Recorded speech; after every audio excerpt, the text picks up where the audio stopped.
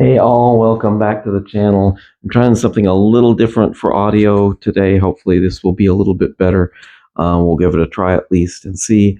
But I wanted to do a video today on what my one go-to handheld would be. Because I've noticed that there's one radio that I'm carrying around with me all the time. And if I only pick one, this is the one that is always going with me. And so I wanted to do a little bit on that. I've got all of my radios except, well, all of my handhelds, except for an old iRadio. That one's packed away in a bag somewhere. I usually leave that one tuned to the calling frequency for 2 meters, 146.52. And a lot of times it'll sit in the cup holder in the door of the car as I'm going, just tuned to that one frequency. Even though I've got others that might be scanning it, I like having one dedicated to it. And so I will bring out the venerable Baofeng 5RM. It is not my day-to-day go-to. This one usually is in my lunch bag. I take the antenna off. I have it in there just in case I want this one. I like that we can charge by USB. That's awesome. I have it pre-programmed right now. It comes on to the MTRS frequency, which is emergency linked network in the state of Tennessee here. Usually they'll do, when severe weather hits, they will be active. And then I've got a 440 megahertz frequency that's here local. That's one of the a little more used 440s. So I've got that one that I take with me every day in my bag, but it's not the go-to that I carry on my person almost anytime. Let me turn that one down in case it gets a little chattery. We've got the dedicated GMRS, the Baofeng GM15. It's not a bad radio. It does have USB charging too. That's a good plus. It doesn't quite have the battery life of the 5RM. Either of these can do FM, which is great. I say either of these, and now that I say that, yeah, I think I've done that on this too. But those are handy features. I like that. Sometimes I'll leave this scanning just the GMRS frequencies here locally, while other radios are scanning other things or are set to a specific channel. But it's still not quite the daily go-to. I've got 3 of those so that we can have some back and forth with the family as well. Now we're really getting into venerable old territory. Early Baofengs. This is one of the first generation that I was introduced to, the UV82HP. It's the high power version of the UV82. 8 watts output, which is one reason I liked this one. No USB charging on this. It's cradle only. And I've got 2 of the more common local frequencies in 2 meter. One that gets the most traffic, I think, of any of the local repeaters. And the second one is our Skywarn local repeater. And so I like to have those programmed in where I can just cut it on and it's ready to go. So I've got 2 different frequencies there, 2 different frequencies there.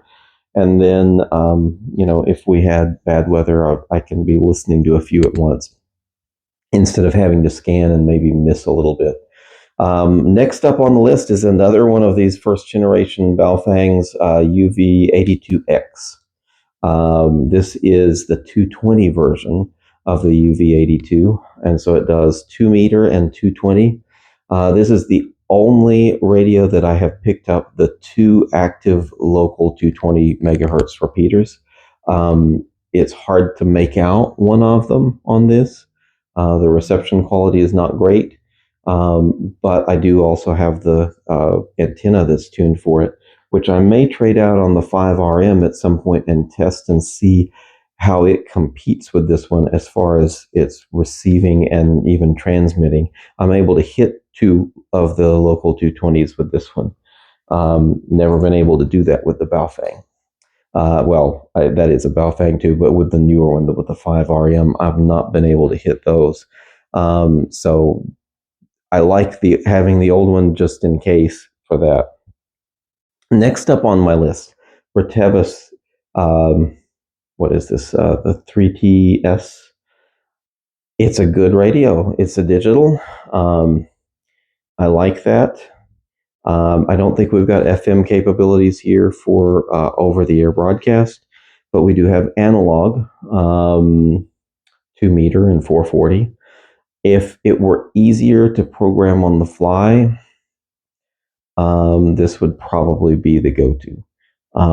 I still haven't done the new firmware on it, the open firmware. I hope to do that, and that might push this one to the top of the list. This one is no USB charging, though, which is a little bit of a downside to me.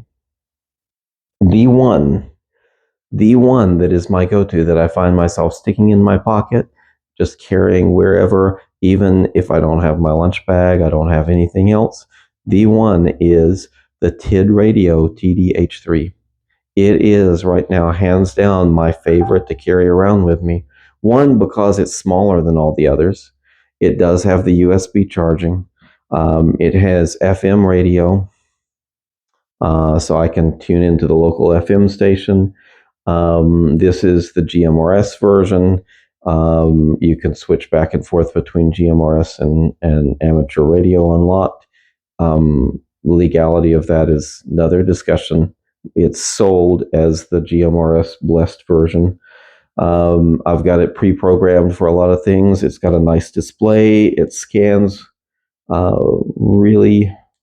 I gotta hit it twice because the display went to sleep.